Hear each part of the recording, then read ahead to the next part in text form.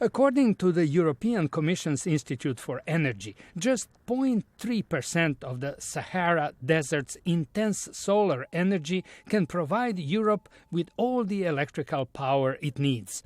A company called Noor Energy plans to capture some of it by building a solar plant similar to this Israeli one in Negev Desert using heliotropic mirrors.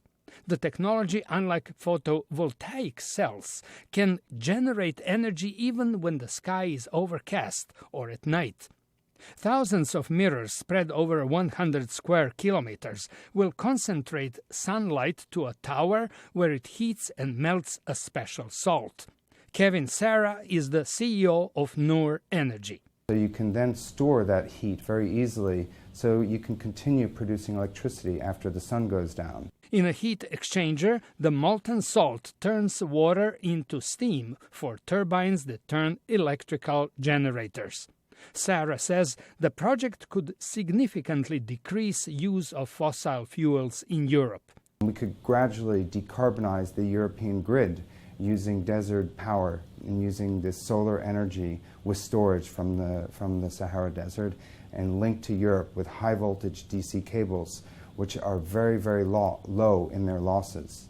The cable link to Europe is another interesting part of the project. Instead of the usual alternating current transmission, Noor Energy plans to send the power by a dedicated direct current underwater cable that has only 3% loss of power per 1,000 kilometers.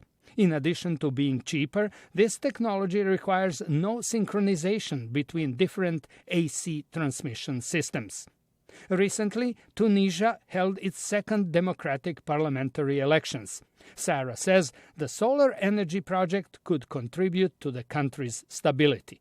A lot of this equipment can be manufactured by local Tunisian companies, and that will create employment and employment opportunities for the Tunisian youth. The construction of the solar plant in southwestern Tunisia is expected to start by the end of 2016, with the first kilowatts being delivered by late 2018. George Putic, VOA News, Washington.